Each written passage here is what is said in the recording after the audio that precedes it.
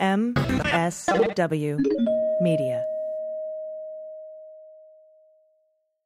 Big shout out today to Helix Sleep. Take their 2-minute sleep quiz and they'll match you to a mattress that will give you the best sleep of your life. Helix is offering 20% off all mattress orders and 2 free pillows for listeners. Go to helixsleep.com/dailybeans and use code HelixPartner. News with swearing. Daily beans, daily beans.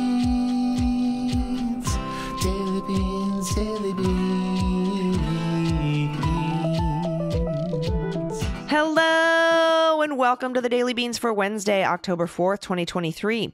Today, the House has voted to oust Speaker Kevin McCarthy. The judge in the Trump New York fraud civil trial has placed a limited gag order on the former president. Arizona prosecutors are investigating Trump's efforts to overturn the 2020 election. The Fulton County DA has offered plea deals to at least a handful of the remaining 18 defendants in the election interference RICO case in Fulton County.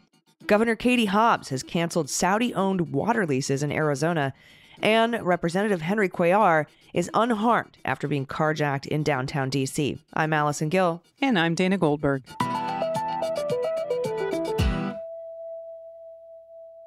Hey, Dana. Hello. Happy Wednesday. Happy Wednesday to you. We're getting through the week.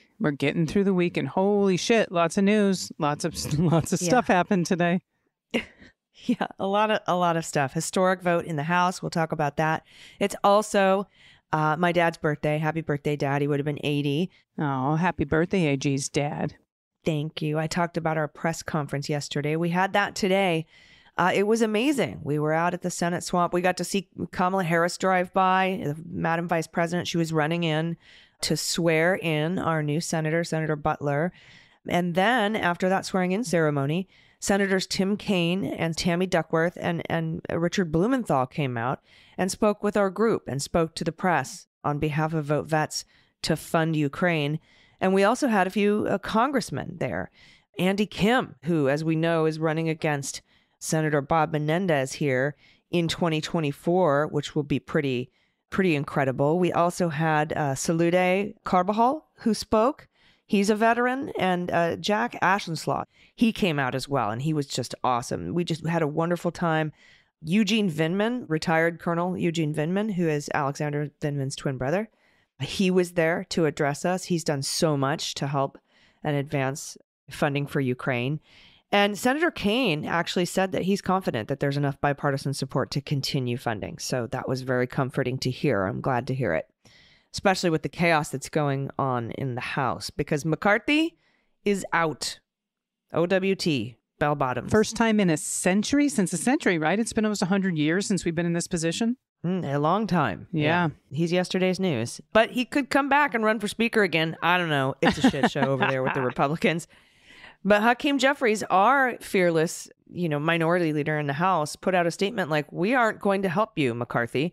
You are not trustworthy and you don't like any of the things we like. Your policies are horrible. He put out a much better statement than I just did. But, because I was wondering, are they going to cut a deal to support McCarthy to maybe fund Ukraine? I'm like, God, it would suck to have to do that, So especially since it looks like we're going to be able to get bipartisan support to fund Ukraine anyway. So they were like, peace out, bro. Yeah, some of our sources on X said that one of the reasons Democrats aren't supporting him is also because he said that Trump was responsible for January 6th. And then a couple days later, he went down to Mar-a-Lago and took a thumbs up photo with him. So I think Democrats are just really tired of the shit. And so they want to have the trash taken out, see if we can replace it with someone that has a little bit more scruples.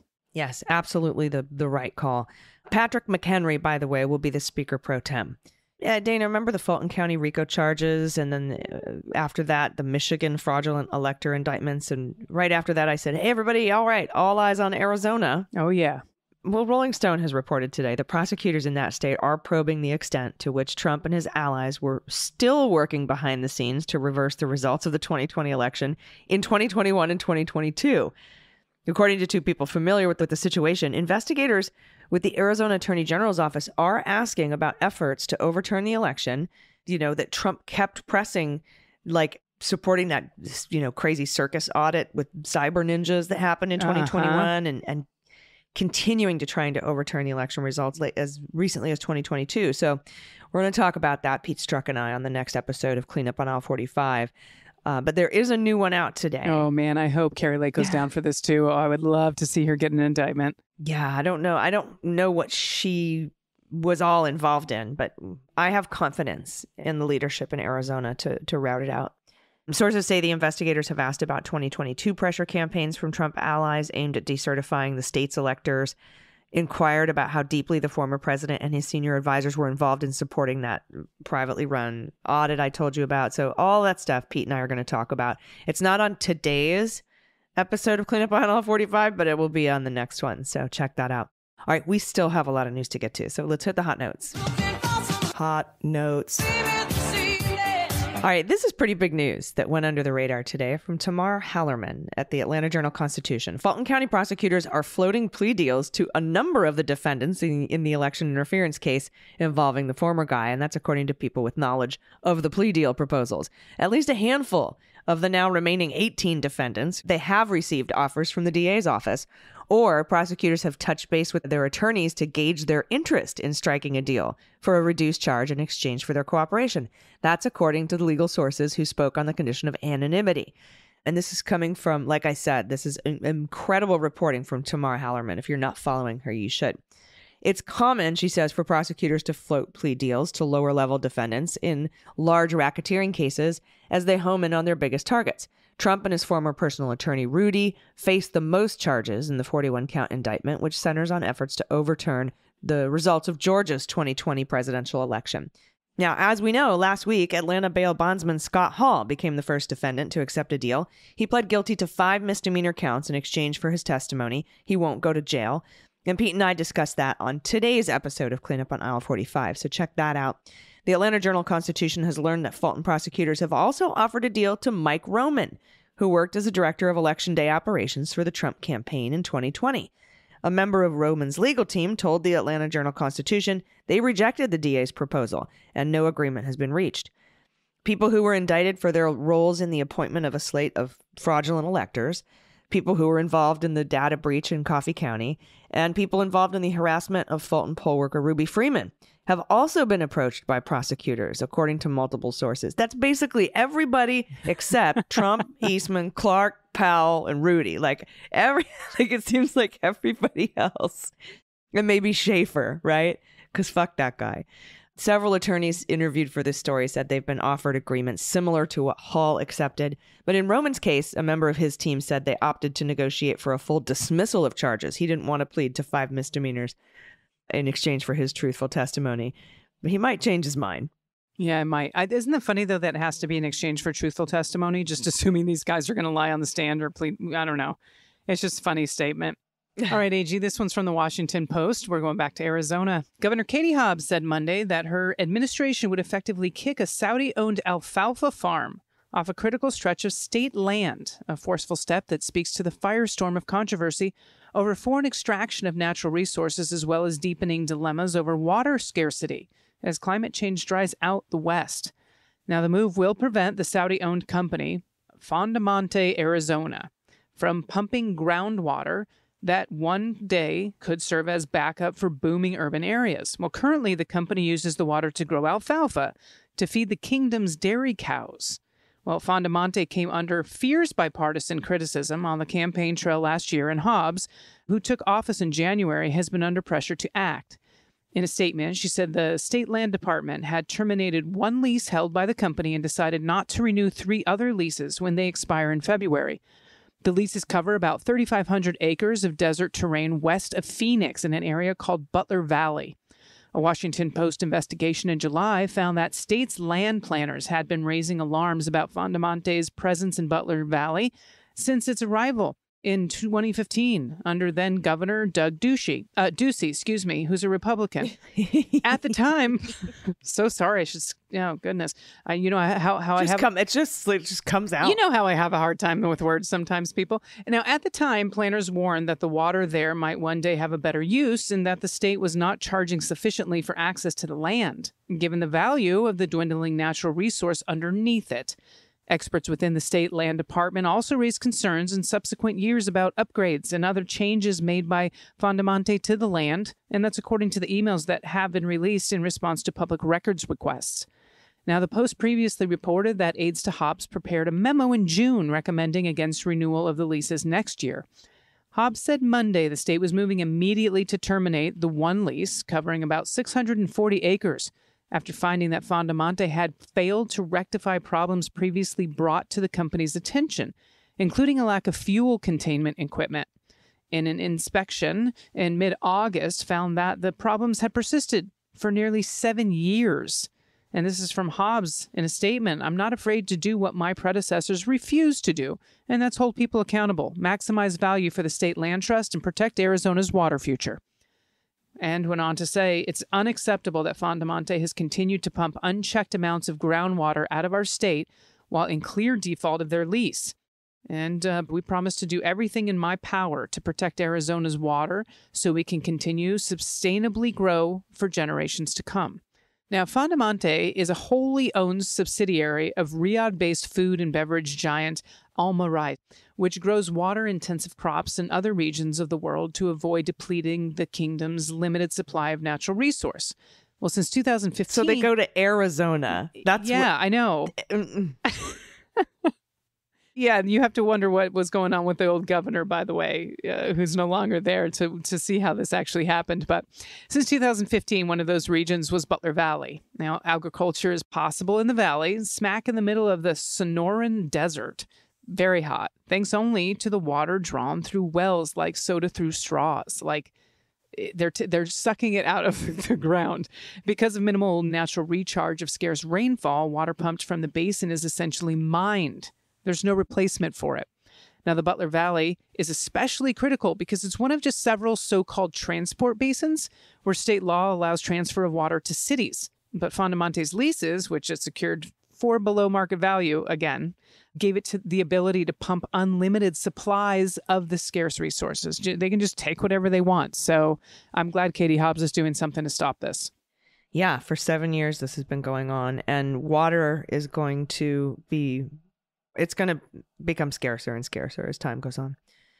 All right, we have the first Trump gag order issued by a judge. Judge Arthur Engoron rebuked Donald Trump after the former president attacked his clerk in a social media post on Tuesday while he was in court and forbade the parties from making any future comments about his staff.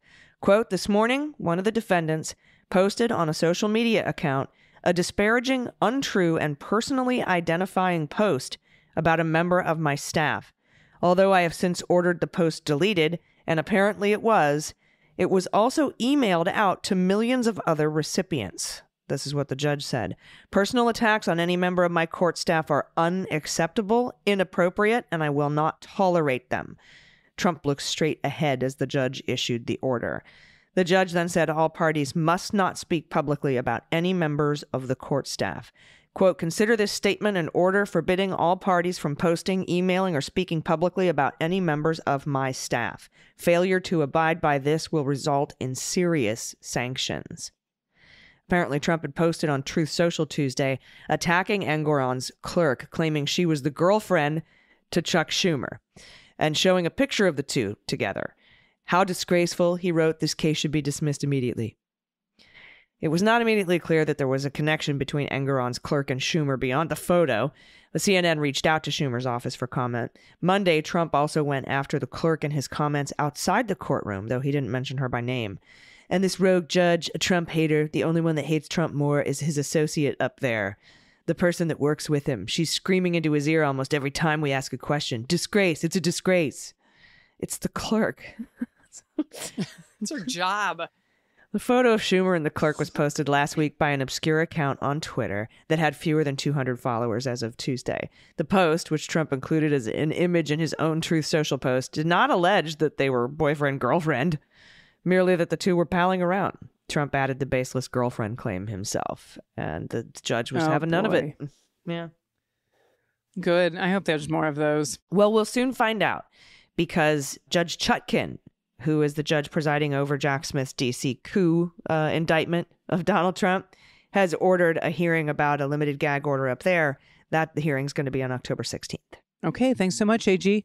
And this one's from CNN. Texas Democratic Rep. Henry Cuellar was carjacked in Washington, D.C. Monday night. This is what the congressman said. And he was physically unharmed, thank goodness. Now, the armed carjacking took place at the intersection of K Street, New Jersey Avenue, in Southeast D.C.'s Navy Yard neighborhood. That's according to an alert from the D.C. Homeland Security and Emergency Management Agency. Police are searching for 3 male suspects. Cuellar said his sushi dinner, phone, iPad, and car are stolen, but later recovered.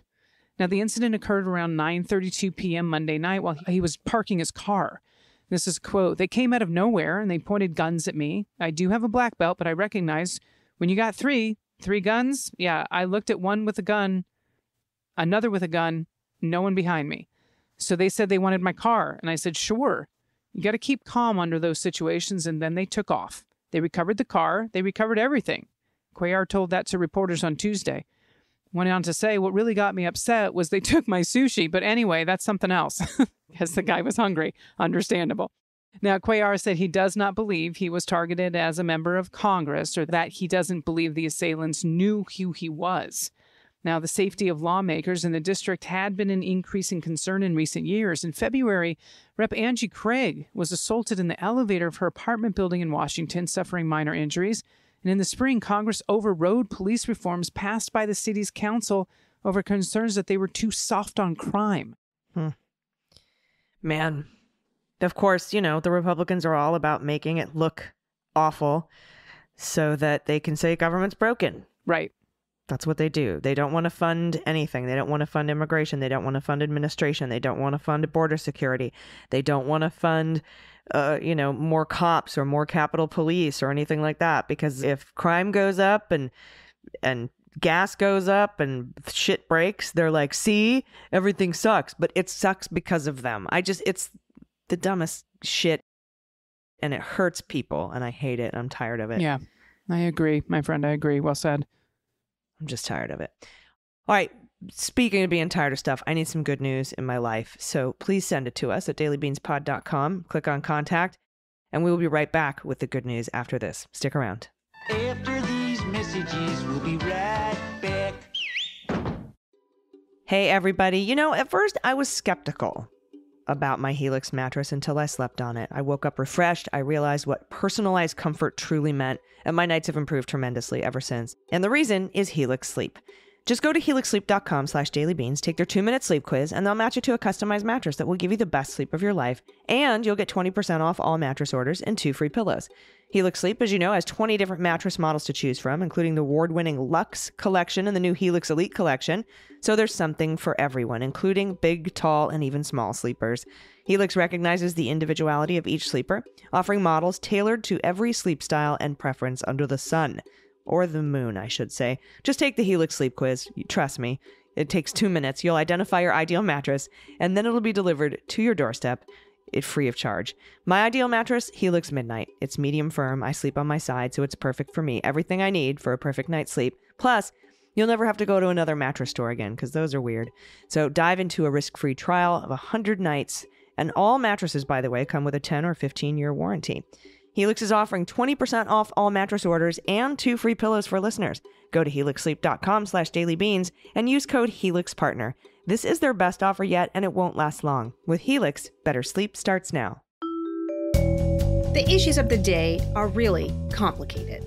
Everybody loves a good hot take, but really understanding an issue takes some digging. I'm Asha Rangappa. I teach national security law at Yale University.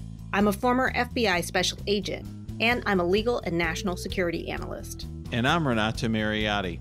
I'm a former federal prosecutor, a practicing lawyer, and a legal analyst. And we're here to help you understand topics that can't be boiled down to a soundbite or a tweet. Join us each week as we dig deep into pressing legal topics. Listen to It's Complicated anywhere you get your podcasts, and check out our YouTube channel.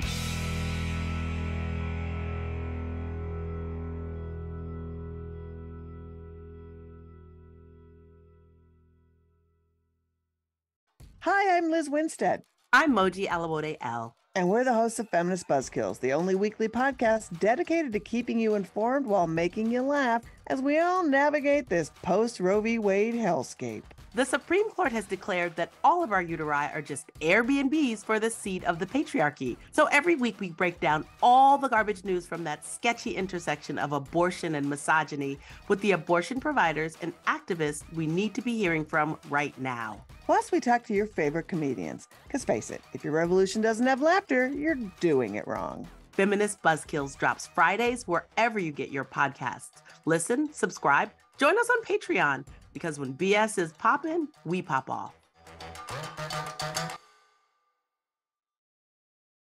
Everybody, welcome back. It's time for the good news. Who likes good news, everyone? Then good news, everyone.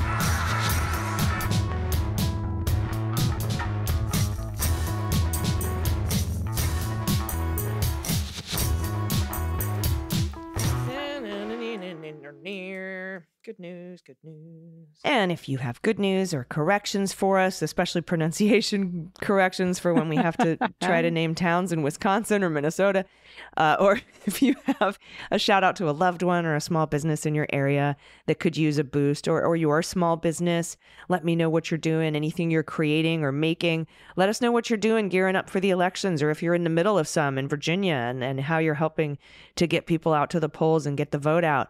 I want to hear about it. I want to hear about blankies and whoobies and stuffed animals and, of course, frog orgies and baby photos and all the regular stuff. Send it to us at dailybeanspod.com and click on contact. All right. First up from Rebecca, pronunciation correction. Out on my daily walk, I tune into my favorite podcast, The Daily Beans. Thank you. The two of you are what cheers me up every day. No matter the horrendous activities of MAGA, you always manage to bring a smile to my face, at least once during each podcast. I save listening for my daily walk because you make the miles go by quickly. I love what you do. Please keep it up. That's the nicest compliment. Thank you. I live in Traverse City, Michigan, and I nearly stepped right off the sidewalk when you mentioned it. The correct pronunciation is Traverse City. I don't know if this is Traverse. Like there's an apostrophe, so we got a correction to a correction, like a pronunciation, but now we're not sure how to pronounce the correction. So Traverse City? I think it's Traverse. I think it's Traverse City. Okay. Didn't we try Traverse But no City? worries. It's a beautiful city either way.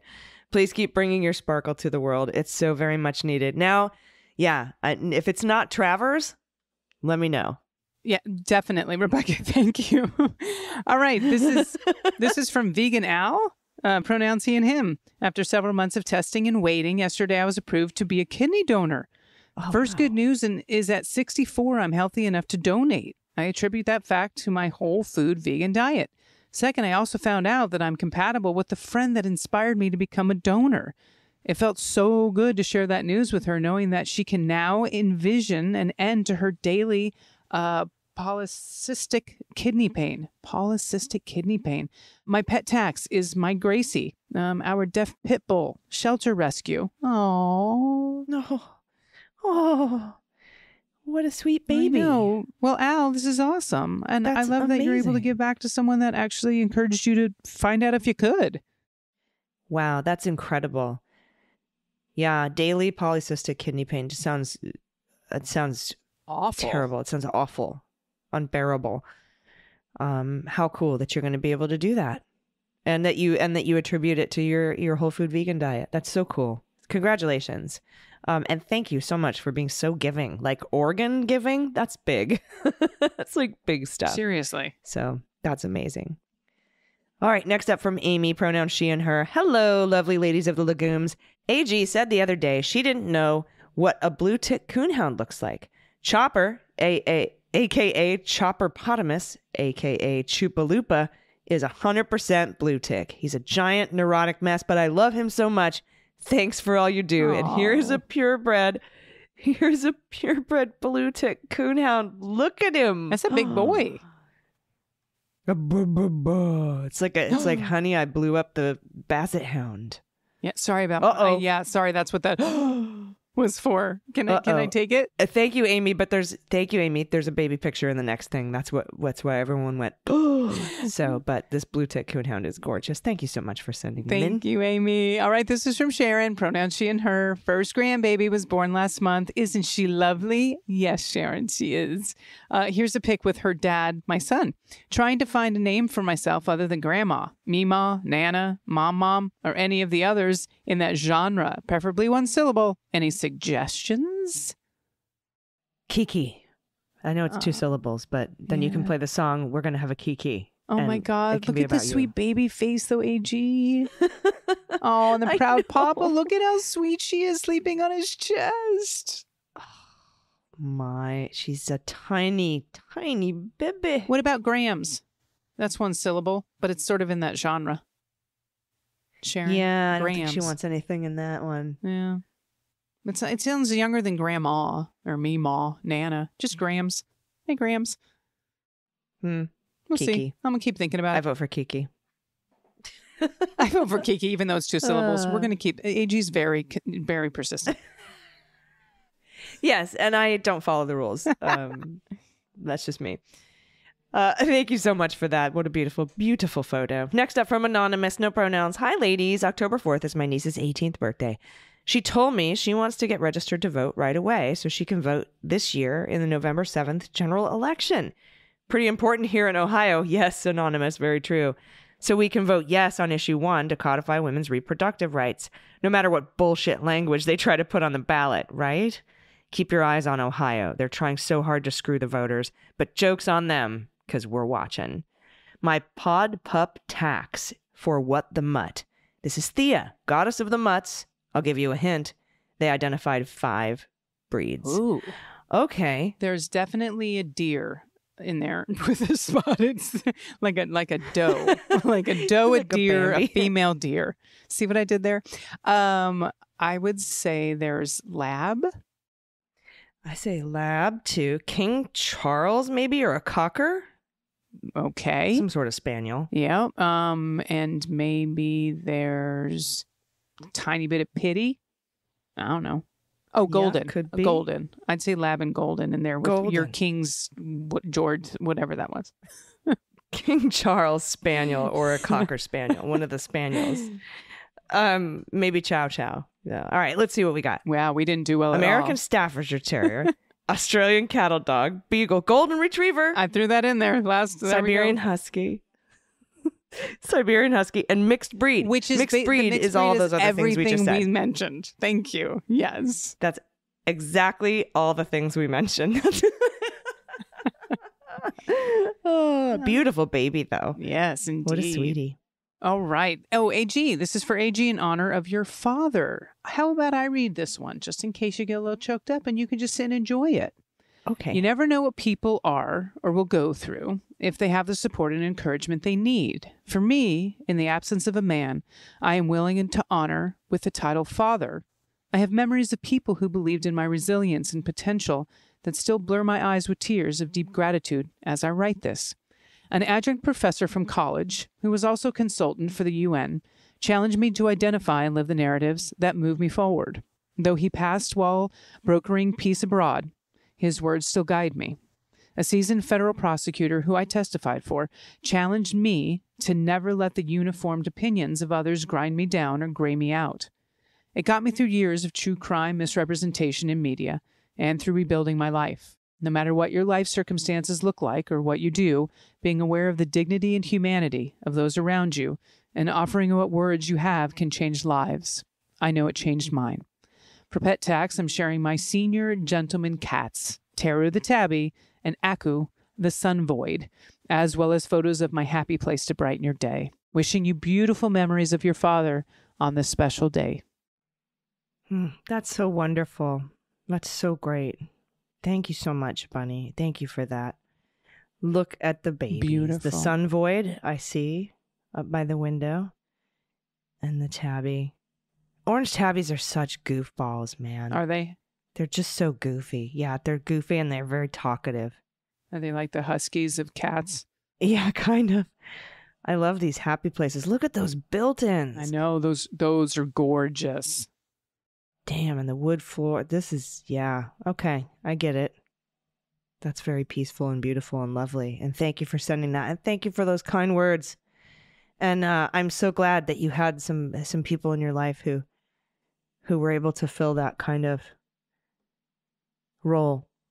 You know? I do know. Actually, I do know. Anyway. My dad, he wanted to be a good pop, but he came from a generation of people that didn't really necessarily know how, but there was some incredible men in my mom's life that were so good to me and my siblings that I grew incredibly close with and helped shape me and taught me how to drive a stick shift when I was 11 years old in a beat up pickup truck in the mountains, and there's another one that used to play cards with me when I was younger, and some really incredible people come into your lives and take over, not really take over, but help guide you in ways that maybe a father or a mother would have at some point if you don't actually have that connection. So I love that you had this. I really, really do. Yeah, and thank you so much for that. Thanks to everybody for your submissions. We could use it today. Although, when people say it's a sad day for America, because, oh, by the way, I checked, this is the first time in history the speaker's been ousted. And people are, this is a sad day. I'm like, yeah, I'm super sad. Yeah, I'm really super sad about it. I am not at all.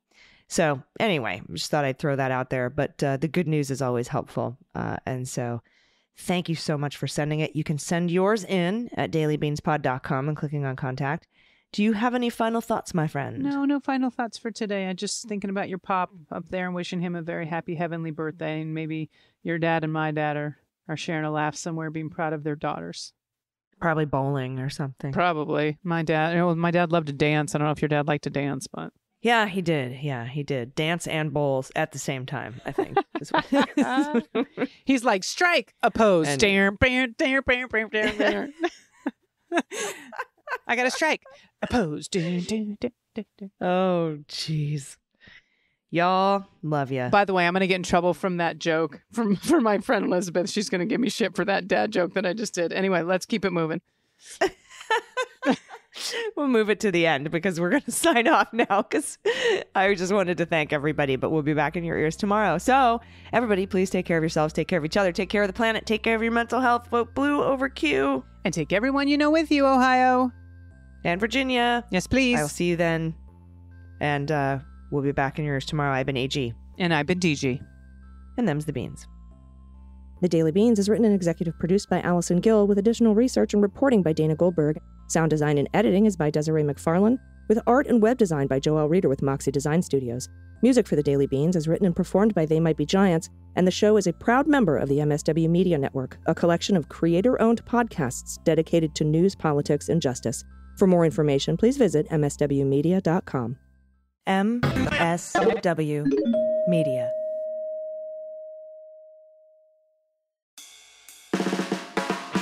It's no surprise that newsmakers try to manipulate the audience. They want you to believe that they are the one holding the line and they'll use any trick they can to get you there. But don't let them fool you. Get unspun. I'm Amanda Sturgill. I've been a reporter, and today I teach future reporters to cut the spin and think critically about what newsmakers say.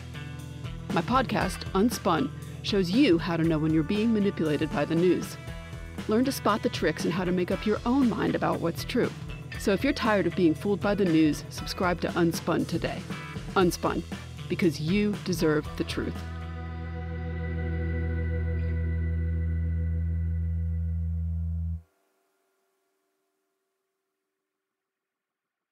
Hi, I'm Harry Littman, host of Talking Feds, a roundtable that brings together prominent figures from government law and journalism for a dynamic discussion of the most important topics of the day. Each Monday, I'm joined by a slate of Feds favorites and new voices to break down the headlines and give the insider's view of what's going on in Washington and beyond. Plus sidebars explaining important legal concepts read by your favorite celebrities.